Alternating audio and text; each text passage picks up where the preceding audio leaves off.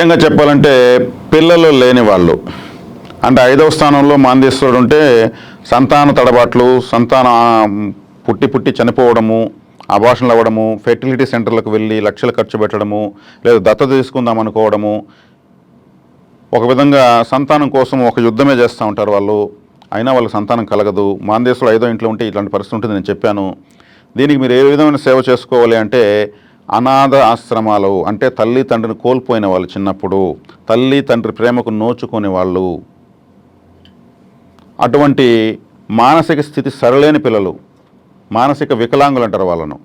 అటువంటి వాళ్ళకు కూడా మానసిక వికలాంగుల నిలయం ఉంటుంది, అనాథ ఆశ్రమం, పిల్లల ఆశ్రమం ఉంటుంది, స్కూల్ ఉంటాయి. అటువంటి చోటుకు వెళ్ళి వాళ్ళకు మీరు ఇవ్వగలిగితే బట్టలు, స్నాక్స్, బొమ్మలు, వాళ్ళకి స్టడీ మెటీరియల్స్ ఇవ్వచ్చు.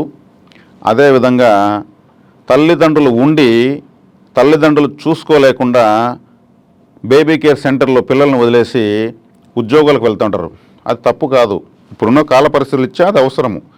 ఆ పిల్లలకు తల్లి లాగా కొంతమంది ఆయాలు వాళ్ళని సంరక్షిస్తూ ఉంటారు, ఆడిపిస్తూ ఉంటారు.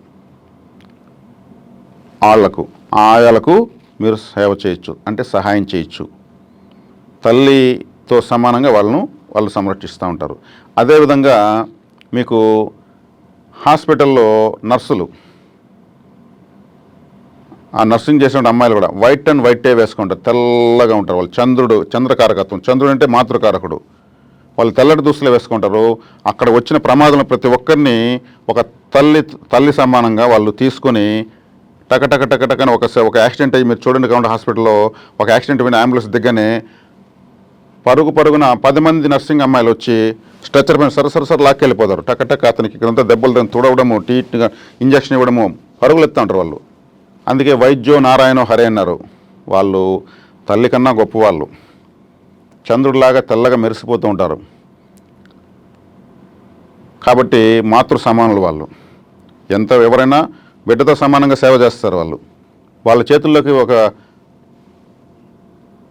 చావు బతుకున్న వ్యక్తి వెళ్తే వాళ్ళ ప్రాణాన్ని కాపాడేదానికి శక్తికి మించి వాళ్ళు పరుగులెత్తారు. మీరు ప్రత్యక్షంగా చూడొచ్చు. వాళ్ళకి సేవ చేయండి. పిల్లలు లేని వాళ్ళు అంటే మాతృ శక్తి ఉన్నటువంటి డిపార్ట్మెంట్స్ ఇవంతా. నేను చెప్పిన దాంట్లో మీకు ఎటువంటి పొరపచ్చలు లేవనుకుంటున్నాను. చక్కగా ఇటువంటి సేవ చేయడం వల్ల మీకు వైద్యము సులభంగా సెట్ అయ్యి పిల్లలు పుడతారు, ఎటువంటి సందేహం లేదు. గొప్ప పిల్లలే పుడతారు. ఇది ఆకస్మిక గ్రహం అని చెప్పాను. మాందేశ్వరుడు తడబాట్లను ఇస్తాడని చెప్పాను. కాబట్టి నర్సులంతా కూడా ఆకస్మికంగా వాళ్ళు టకటగానే పనిచేసే వాళ్ళే. తల్లిదండ్రుల పిల్లలను ఆకస్మికంగా బేబీ కేర్ సెంటర్లు వెళ్ళేసి పరుగున డ్యూటీలకు వెళ్ళి మళ్ళీ పిల్లల్ని ఎత్తుకుంటారు. ఆ సమయంలో తల్లి లేని లోటుని వాళ్ళు తీరుస్తారు. ఆకస్మికంగా తల్లిదండ్రులు కోల్పోయేసి అనాథాశ్రమంలో ఉంటారు. వాళ్ళకు మీరు సంతోషాన్ని ఇస్తారు. తల్లిదండ్రులు ఉన్నా మన తల్లిదండ్రులను తెలియనటువంటి మానసిక స్థితి సరిలేనటువంటి మానసిక వికలాంగులు ఉంటారు. వాళ్ళకు తాడుకు పాముకు తేడా తెలీదు. వీళ్ళందరికీ కూడా మీరు మీ వంతుగా మీరు సేవ చేస్తే మాందేశ్వరుడు మీ పిల్లలకు పుట్టడానికి, చక్కటి పిల్లలు పుట్టడానికి, సమాజానికి ఉపయోగపడే పిల్లలు పుట్టడానికి మాందేశ్వరుడు యొక్క అనుగ్రహం కలుగుతుంది. ఎటువంటి సందేహం లేదు. ఈ సేవ చేసుకుని చక్కగా ఆయన యొక్క అనుగ్రహం మీకు కలుగుతుంది.